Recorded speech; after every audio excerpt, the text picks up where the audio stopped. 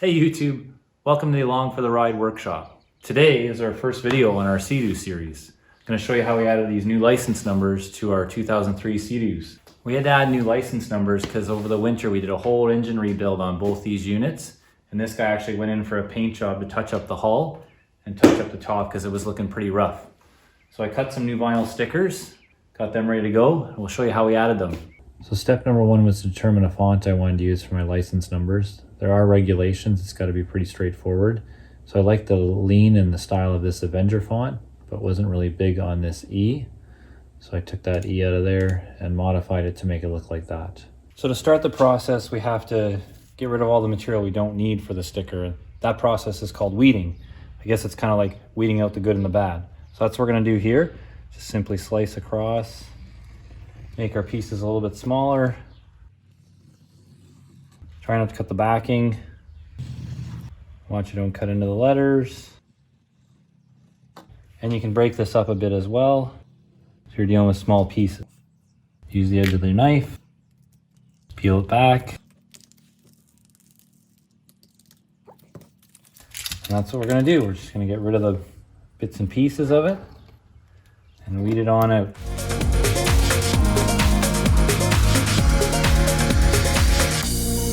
The next step is to put some transfer tape on, and it's good to have somebody else's help here. So we'll stretch some of this out because it's pretty tight. Okay, now we're just going to put that end down close to the material.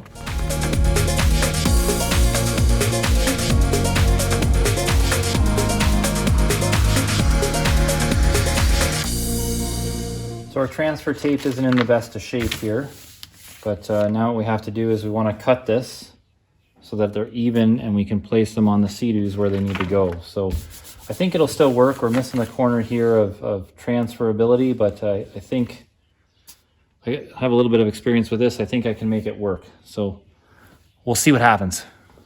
Make some marks just a 1/4 inch above where the letters are.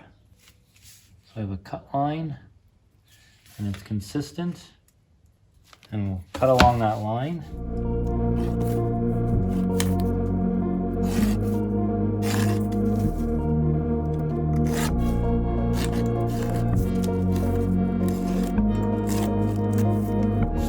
Save myself some trouble here and cut the bottom of this guy off as well.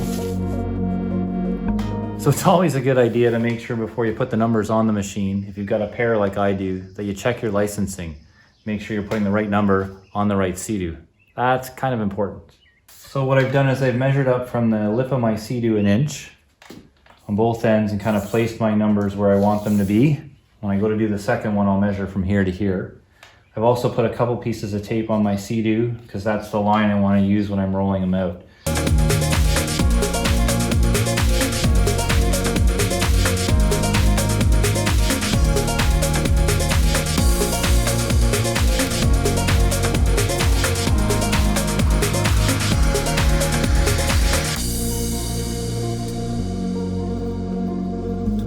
So as you can see, that didn't quite line up with the masking tape that was there when I pulled the masking tape off, and honestly that's okay.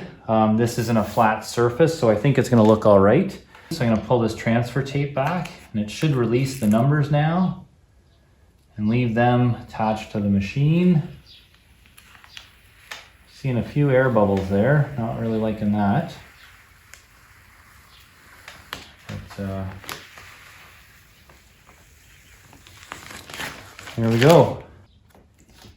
Not really happy with some of the bumps in the numbering, but I'm thinking that may not be air bubbles, and it might be just the smoothness of the paint. Yeah, they're just not feeling totally smooth or looking totally smooth, but I'm pleased with that. Looks better than what it looked like before. So now we'll do the other side.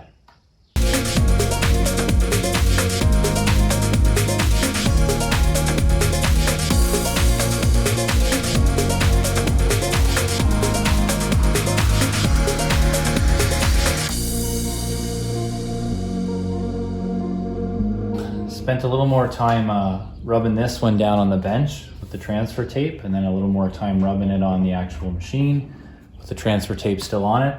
That seemed to make a huge difference. So still a few bubbles, but I'm pretty pleased with that.